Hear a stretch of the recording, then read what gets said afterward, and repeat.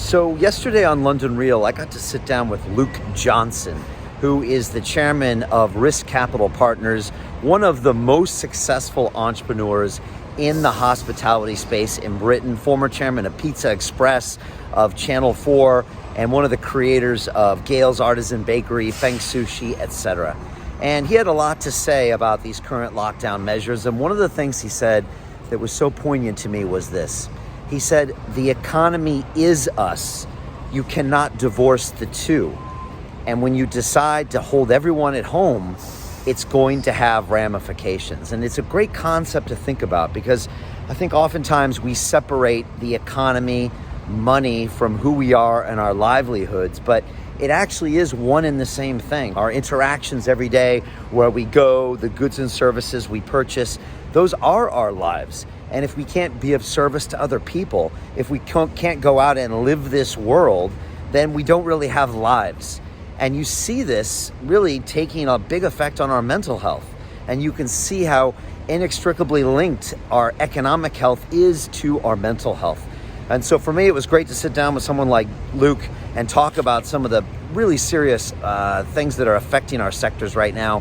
1 in 3 businesses in the hospitality sector do not see any hope in the next 3 months. They think they will be going bankrupt. 660,000 jobs have been lost in this sector this year. 192,000 of those jobs right here in London. These are desperate, desperate times, but they don't have to continue like this. And as Luke told me yesterday, he said, Brian, you know, the fear mongering, the fear campaign done by our government, he said, it's apprehensible.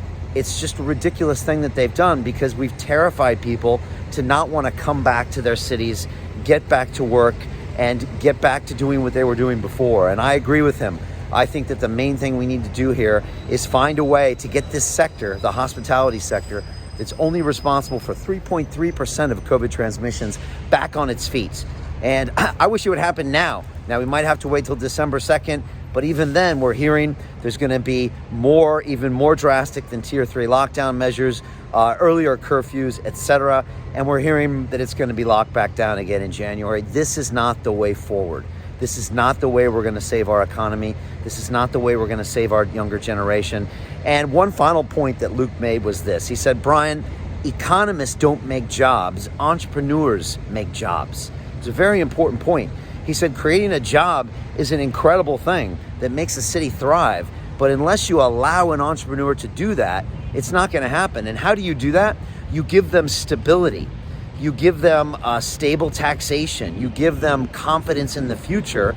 And that's when entrepreneurs invest. They put capital on the line. They invest in black taxis. They invest in restaurants that they kit out. They invest in all of those things, and they invest in employees. And that's how we create this vibrant economy that we have here in London, or we had. So we've got to get back to these basics and really invest in London once again. And so that's why my main policy of Get London Back to Work is so crucial. It goes hand in hand with my science first policy, my health first policy, my education first policy, because it's all linked. Again, it's all inextricably linked. The economy to our mental health, to our physical health, it's all one piece of the pie. Again, if there's no economy, how can we fund our NHS? We can't. If there's no economy, how can we keep our citizens mentally healthy? We can't. So we have to look at these as holistic problems because they are. It's not a trade-off of one or the other. You actually must have both. You must have people healthy and you must have the economy going. And that's what we've got to work for here. So please leave your comments below. Tell me what you think about these ideas. Tell me what you think about Luke Johnson's ideas and the desperate nature of where the hospitality sector is. And tell me, do you think we should end this lockdown? Thank you.